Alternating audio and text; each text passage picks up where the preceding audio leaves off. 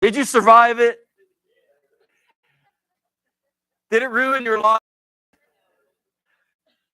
Did it hurt? Especially when they did the two-handed paddle.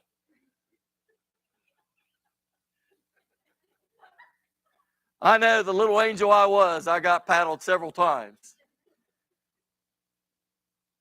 But I'm just saying, folks, there's a bad way to discipline, there's a good way to discipline.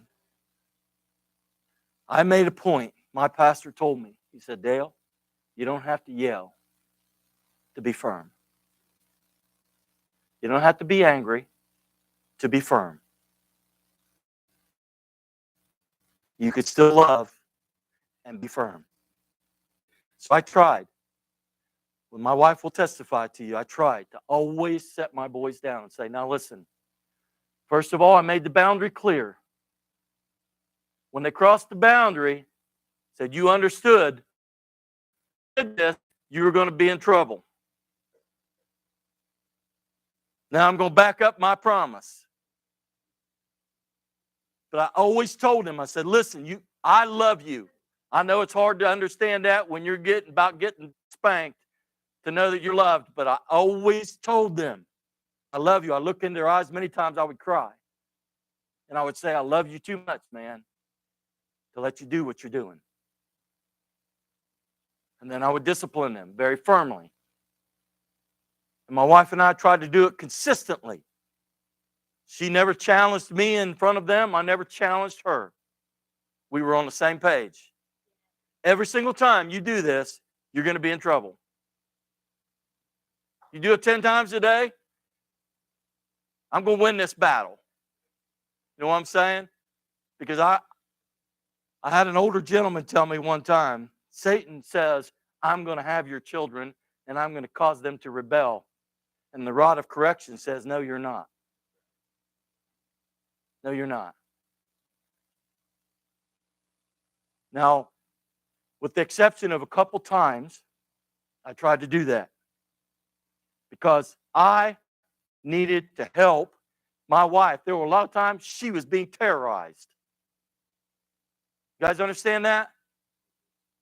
You ever seen a mother that's being terrorized? She's running herself ragged. The kids are really just driving her crazy.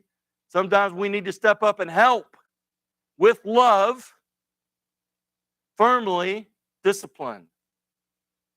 But I tried to do that without, only a couple times I think I messed up. One of those times, my older son came up to me a couple hours later, and he said, Dad, can I talk to you? I said, yeah. He said, you know what, Dad? He said, I can say that every time you discipline me, I have always felt like you loved me. But this time when you disciplined me in anger, I did not feel like you loved me. Kids can tell the difference. There's a right way to discipline. There's a wrong way to do it. I want to challenge you to do God's way, and that is to love them, be firm, and be consistent. And something my pastor told me many times, rules without relationship brings rebellion. Rules without relationship brings rebellion. You just put out rules to your kids and you never spend time with them. You never have fun with them. You never love on them. Then you're just giving them rules, going to reap rebellion. You got that? You got to maintain the relationship. You got to have fun with them. You got to spend time with them. Take time out of your busy schedule to have fun with your kids so that they always know that they are loved. And they can always count on Mom and Dad have good boundaries that I can depend on. Amen? Discipline. 0 to 5 years old. At 5, you need to have discipline established. How many of you have ever had kids that you had to really come down on hard? And have you ever had kids you just had to look at them and they start crying? Right? Like my wife said, they're all different. But we need to have discipline established by the time they're 5. They need to know that there's consistent discipline in their life. They need to know that they're loved consistently. But by 5, you've got to have that established. 5 to 12 is your training years. That doesn't mean you quit disciplining, but you should have it established by 5. Now we need to train our children, teach them, pour the word into them. 5 to 12. Coaching is 12 to 18. Coaching, giving them teaching, instruction, coming alongside them, your arm around them, coach them. Still sometimes have to have some discipline, right? Be consistent. No, you're not going to do that, right? But you're focusing more on coaching. 18 and up, friendship. Now, if you try to be their friend, 0 to 5 or 5 to 12, you're going to have a problem. You got to be the parent, right?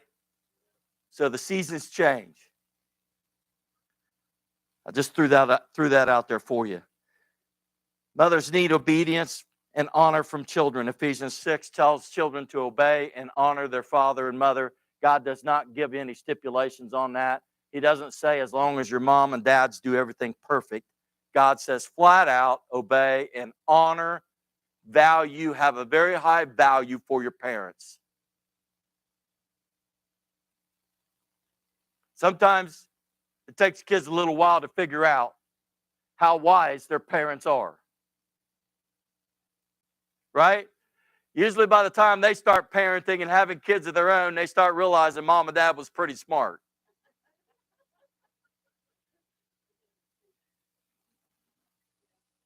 But our kids, listen, obey and honor your parents. If you're an older child, honor and value them. Let them know how important they are to you. That's important. Love them. John verse 4 says we should love one another because love is of God. Everybody who loves is born of God. So love them. Love is you're good at my expense. It's putting actions into it, right? Doing things to let them know, not just in words, in action, that you love them. Grace. Moms need grace.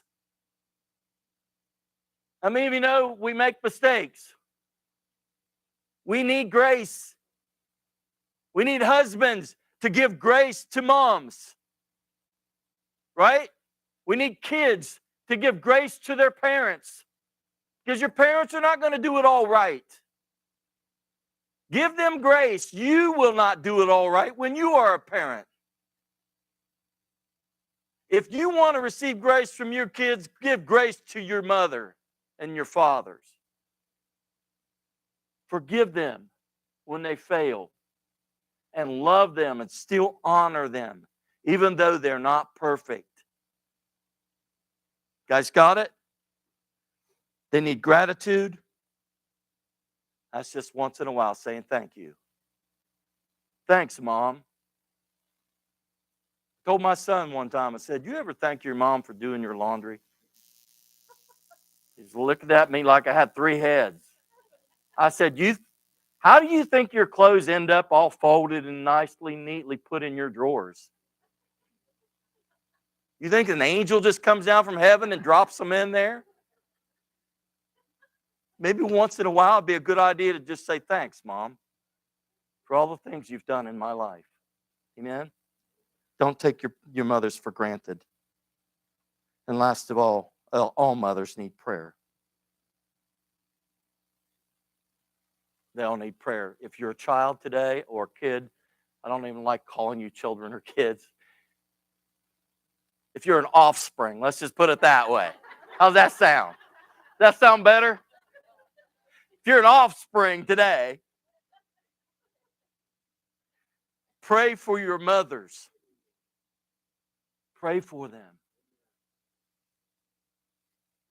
Pray for them. Lord, I love my mom. Help her, Lord. Even when they don't do right, pray for them. Give them grace. Give them gratitude. Give them love. Amen? Those are all gifts that your mom will love. That sound good? All right. Well, we have a little something for you today. We want to be a blessing to you mothers.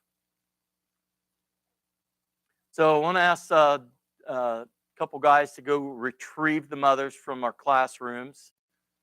And so we're about to get an influx of children here in a few minutes.